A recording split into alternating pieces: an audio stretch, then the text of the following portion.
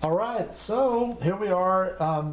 The last movement that we're going to do in this section on rondo is the most unusual of the four movements that we've looked at, and this one is the Opus 27, number 1, which Beethoven writes Sonata quasi una fantasia, which, you know, I've talked about that before because we did actually the second movement in class, and this was an example of scherzo trio, and the one that had the written out da capo. And I mentioned the fact that, you know, Beethoven is really experimenting with different organizational elements, and so you don't have sonata allegro first movement, and this, you know, fantasia idea, it has to do with just this kind of, you know, flexibility, intuitive, you know, improvisational almost, but it doesn't follow, you know, strict forms. But you do have a last movement in this work that is a rondo movement.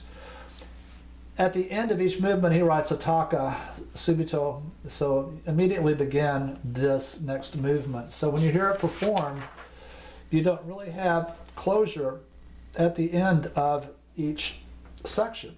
And so at the end of that scherzo movement, again, he writes the same thing, attacca subito the adagio. So immediately begin this movement, which then is a movement that is going to return at the end of the sonata. So it has a cyclic element to it, which then becomes a more and more important feature in 19th century sonata writing and multi-movement sonata cycle works. So the music has just had this improvisational passage over this dominant harmony within the key of E flat major. So it has modulated here at the very end from A flat to a 5/7 of E flat, and then you're going to hear straight away then this rondo theme. But just like in the second movement, he doesn't write rondo allegro vivace, but he just writes allegro vivace. But this is clearly in a rondo form, which is what you're looking for, you know, in the last movement of a you know, Beethoven or Haydn or Mozart classical sonata. All right, so what we're going to hear is this opening A theme is presented, and you have, you know, 4 measure phrases. This theme, so that is going to be an important element that he's going to work with in the middle section, which is a development section. So it's important to listen for that. So that idea, he's going to use that for the second phrase. So these two phrases are parallel. Third phrase starts out with the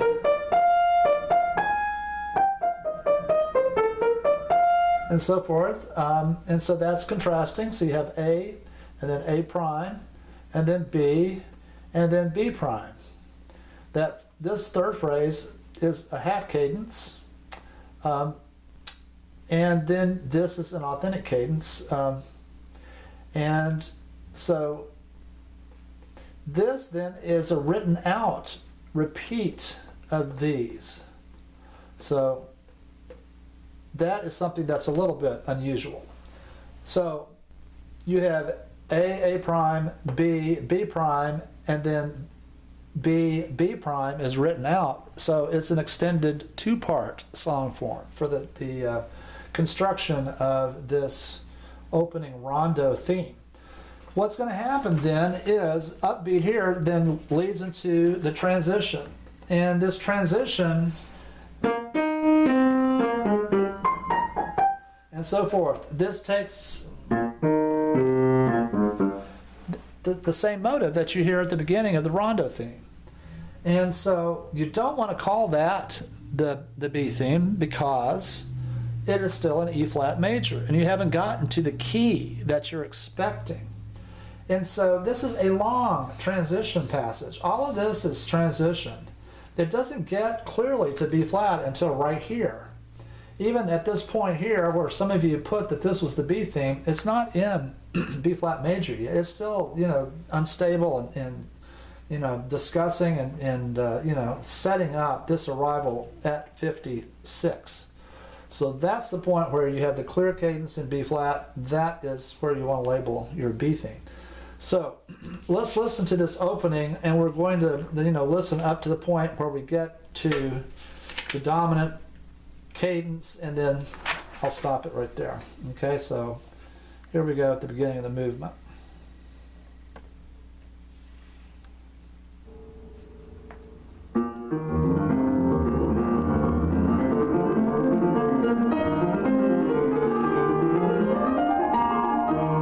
Here's the third phrase.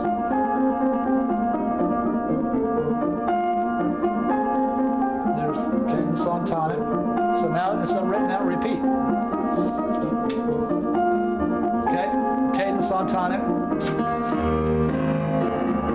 So back and forth between registers. So it's starting to modulate, but it hasn't gotten to B flat yet. So that's all dominant pedal of B flat. So it's still getting there. There it is, right there. Okay, so you have to wait until you get to that key that you expect. So that would be the better place to identify the B theme. Okay, so with the B theme, all it is really is just arpeggiating harmony. So you just have that's just arpeggiating B flat major, and then you have just the same idea. So that's another phrase that's in still in the dominant key B flat, and then so.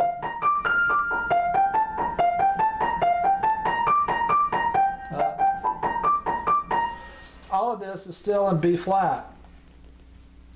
It sounds, and this is in a place where it's real clearly cadences and, you know, it back in E flat and brings you the theme, but instead it, you know, this is all just kind of, you know, blends into the next passage. But by the time you start to hear the A flat, then that makes you feel like you're starting to modulate back to E flat major, and this is where you return the theme right here at measure 82. So, you know, it would be not unreasonable to call this then the retransition. All of this had been in B flat major, and so that's all just part of that, you know, B theme idea. But again, it's not real clear cut. Okay, so we're going to pick it up here with the B theme, and we'll stop when we get to the return of A at 82.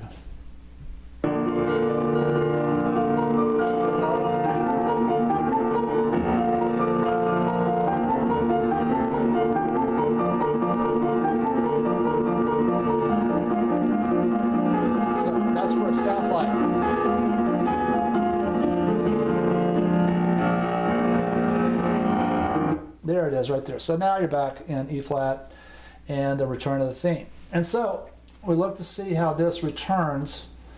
So it's just like the beginning, first phrase. Second phrase is just like the beginning. So it brings back the first two phrases of the A theme. Third phrase is just like the beginning. Fourth phrase is just like the beginning. And this is the written out repeat, so that's the fifth phrase. Okay, now on the written out repeats of the last phrase, then he gives you a C flat here, and then a D flat in the bass, and it modulates to G flat major at measure 106, and that's where the development section begins. So, you know, the middle section. And what we're going to hear at this point is you hear, so basically it's based on, you know, so that's the A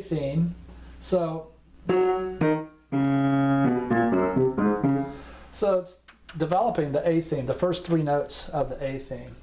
And he has this in invertible counterpoint. And so it's just 3 measures long, and then this is this material here, and the 16ths are now on the left hand, and so forth. This is in D flat major, and then back in G flat major, and it's going to travel through several keys. And once you get to this dominant pitch, and it's going to end up in B flat minor here. And at this point, then this is the beginning of the retransition, and so this is all going to take you back to the expected return that happens here. So at measure 167. So it's a really great development section, and yeah, it has some imitation back and forth. This is based on the that third phrase of the A theme. So all of that where you're having and so forth, that's all based on that third phrase. So he's working with that idea too. Okay, so here we are, first return of A.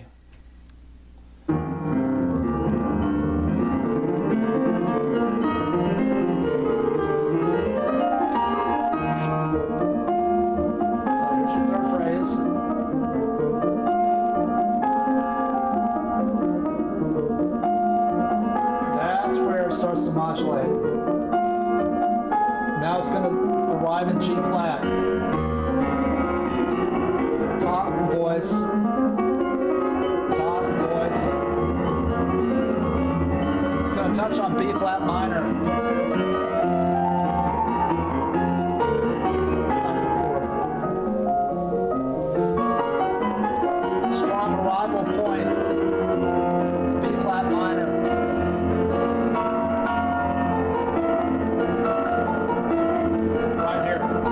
Transition. Now it's going to drop down by third. Down by third.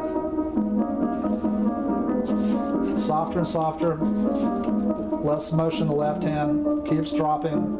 Now it's rising. Now there's your dominant pedal. Okay, and then there is that return after the development section. So, a longer retransition from 139 until that would be 167. And so, when we look at the way this all comes back, it's just like the beginning. It's not embellished at all until you get to the written out repeat of the third and fourth phrase there in measure 183, and he switches hands. So now he puts the theme down in the left hand instead of being up in the right hand. Now you've got it in the left hand, and he gives you ornamentation above that in 16ths in the right hand. And yeah, so cadence on tonic in 190. This starts out the same way as the transition at the top of this page, and so at measure 25, so that's corresponds. You want to label that the same way. So that's another thing too, that you want to be consistent in the way that you label. So the way you label this should be labeled the same way when all of this comes back. So that means that this is the return of the B theme at 224, and you have an extra 2 measures in here that is rewritten again, so that it doesn't lead to the modulation to dominant, but instead is going to lead to the cadence in tonic to bring back the B theme. And then all of the B theme material is similar, as you heard. It's just now in E flat. And when it gets to this point, then you have another connecting passage, and you're expecting then to have a final return of the rondo theme. And it reaches a 5/7 chord right here, fermata over it at measure 255, and then you see adagio. So here's let's listen to the rest of the movement, and then we'll stop there at the end of the movement and talk a little bit more and wrap it up.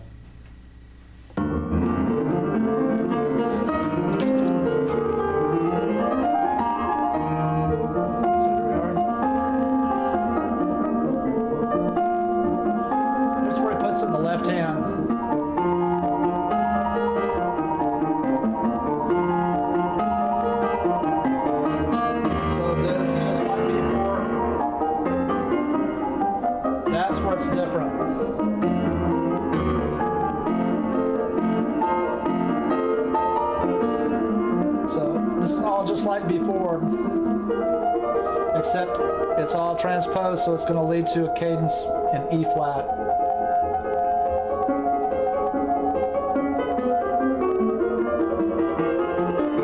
Cadence, there's your B theme and tonic. Second phrase. Third phrase. He just extends the end of it by repetition. Now it sounds like it's modulating. It's going to lead to a half cadence.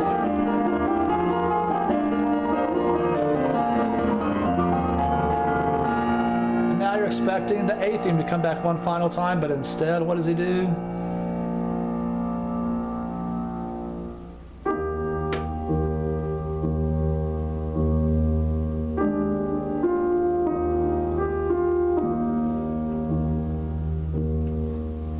So what he does is he substitutes the return of the slow movement theme, which initially was presented in A flat, so he brings it back in E flat major. It's very beautiful and has, you know, a little improvised passage at the end before you have a coda in tonic in E flat. So this little improvised passage is kind of, you know, reminiscent, similar to the end of the slow movement the first time you heard it before that rondo theme was first presented. And yeah, it's a really creative sonata. Is something that's extremely unique. Both this and the companion, Opus 27 number 2, the Moonlight, are very different in the way that they are organized and don't follow your typical expectations of sonata writing, and that just is pointing forward to more things that Beethoven is going to you know, continue to do in his later works. So yeah, we'll stop there for now. This is just, you know, one of the great early kind of transition into the middle period of Beethoven, and is yeah, really unique creative work. All right.